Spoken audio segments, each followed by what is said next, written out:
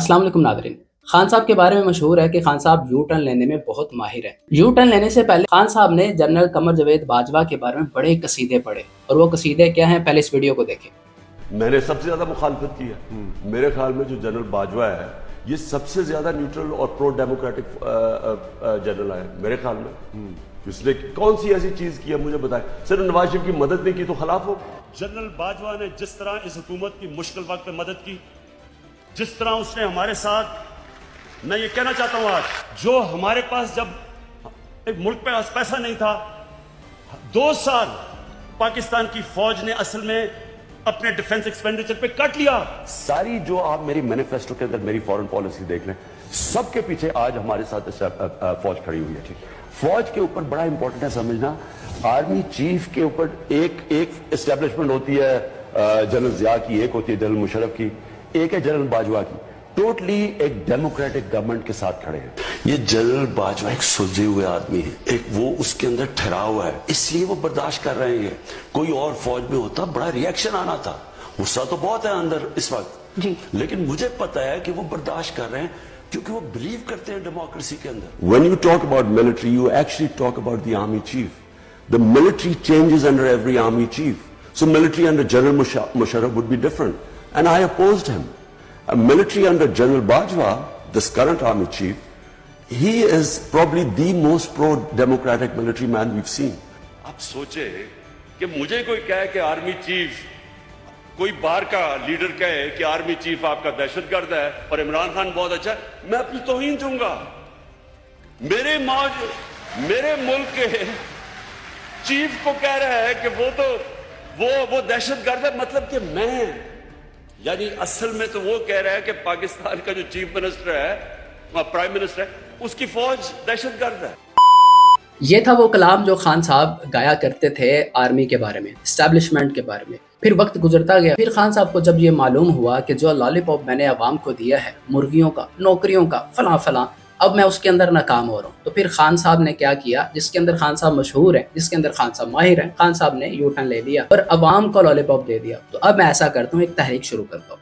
और एक तहरीक शुरू की खान साहब ने, अवाम को लॉलीपॉप दिया आर्मी के खिलाफ, और अवाम को इतना उकसाया कमर जावेद बाजवा के खिलाफ कि 9 मई जैसे वाकयात पाकिस्तान के अंदर रोनुमा हो गए। खान साहब अपनी हुकूमत गिराने वाले से ही अपनी हुकूमत बचाने की दरख्वास्त कर रहे हैं। कल तहरीक इंसाफ के रहनुमाओं ने खान साहब से मुलाकात की, और खान साहब से मुलाकात करने के बाद उन्होंने अडयाला जेल के बाहर प्रेस कॉन्फ्रेंस की, और प्रेस कॉन्फ्रेंस के अंदर उन्होंने खान साहब का अमेरिका के नाम एक पैगाम सुनाया कि जिसे सुनकर आप भी हैरान हो जाएंगे। वो पैगाम क्या था, पहले इस पैगाम को सुनिए। जिस किस्म का बयान आया है उसमें मजीद वजन डालना चाहिए। पाकिस्तान में जो इलेक्शन हुआ है और उसके अंदर जो धांधलियां हुई हैं, पाकिस्तान तहरीक इंसाफ को जिस तरह से इलेक्शन प्रोसेस से आउट करने की कोशिश की गई है, उसकी मुजम्मत और उसके हवाले से आवाज उठाना ये अमेरिका का फर्ज बनता है। जो भी लोग इसमें मुलविस हैं उनसे कहे नासर रसूख इस्तेमाल करे, वो इसका सदेबाब करे। नाज़रीन, 27 मार्च 2022 का दिन था। परेड ग्राउंड खिलाड़ियों के साथ भरा हुआ था। खान साहब ने अपनी एक तवील तरीन तकरीर के आखिर में अपनी जेब में से एक कागज निकाला और उसे अवाम के अंदर लहराते हुए खान साहब ने कहा कि हमारी हुकूमत को गिराने की साजिश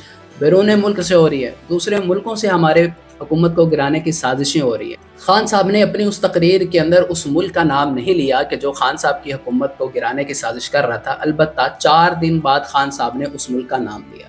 अमेरिका के बारे में खान साहब ने कहा कि मुझे ख़त मिला है कि जिसके अंदर धमकियां हैं और हमारी हुकूमत को गिराने का कहा गया है, लेकिन अमेरिकी गुलामी नामंजूर, एब्सोल्युटली नॉट। 10 अप्रैल 2022 के अंदर तहरीक अदम एतमाद भी कामयाब हो गई, लेकिन उससे पहले भी तहरीक इंसाफ की तरफ से अमेरिका की मुदाखलत पर बहुत कुछ कहा गया। ताकत कोई हक नहीं कि वो साजिश के तहत पाकिस्तान के अवाम की मुंतखब हुकूमत को गिराए। वाज़े बैरूनी मुदाखलत के अल्फाज इस्तेमाल किए गए हैं। किसी को ये हक नहीं पहुंचता कि वो हमारे अंदरूनी मामलात में मुदाखलत करे। हमने उनको डिमाश किया है। IB की इतलात बड़ी परफेक्ट थी कि हमारे खिलाफ साजिश हो रही है। उसमें कलीदी किरदार अदा किया जो अमेरिकन मरासला आया। साइफर एक हकीकत थी, एक हकीकत है।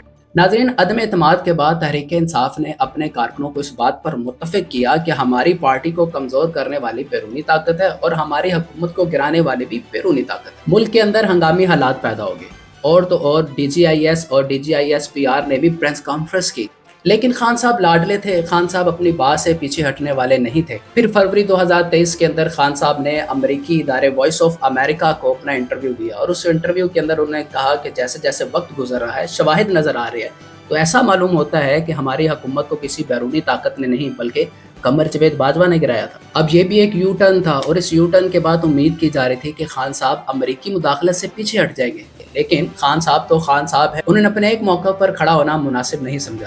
دسمبر میں کپتان نے اپنی بہن علیمہ خان سے جیل میں ملاقات کی، اور ملاقات کے بعد علیمہ خان نے ایک پریس کانفرنس کی، اور پریس کانفرنس کے اندر علیمہ خان نے کہا کہ تحریک انصاف بین الاقوامی عدالت کے اندر امریکی وزیر ڈولن لو کے خلاف مقدمات دائر کرے گی۔ لیکن پچھلے 3 ماہ سے امریکی وزیر ڈولن لو کے خلاف تحریک انصاف کے مقدمات کی کوئی پیش رفت نہیں ہوئی۔ لیکن 8 فروری کے بعد لاڈلے کپتان نے، لاڈلے عمران خان نے، لاڈلے خان صاحب نے امریکہ کی طرف دیکھنا شروع کر دیا، اور ایبسولوٹلی ناٹ جیسا بیانیہ ایبسولوٹلی یس کے اندر تبدیل ہو گیا۔ غلامی نامنظور، امریکی مداخلت نامنظور سے ہونے والا سفر آخرکار امریکی مداخلت منظور کے اندر تبدیل ہو گیا۔ جن کی مداخلت کو ناجائز قرار دیا جا رہا تھا، آج اچانک ان کی مداخلت جائز قرار دے دی گئی، نہ صرف جائز بلکہ اسے تو فرض کا درجہ دے دیا گیا۔ خان صاحب کے اس تازہ یو ٹرن پر خان صاحب سے 2 سوال کرتے ہیں۔ پہلا سوال یہ، امریکہ سے آواز اٹھانے کی درخواست ہی کیوں کی؟ اور دوسرا سوال یہ ہے کہ ایبسولوٹلی ناٹ کا بیانیہ خان صاحب نے کس قبرستان میں دفن کیا؟ اگر آپ نے ابھی تک میرے اس چینل کو سبسکرائب نہیں کیا تو اس چینل کو سبسکرائب کیجیے، اور اسے دوستوں تک بھی شیئر کیجیے۔ اللہ حافظ و ناصر۔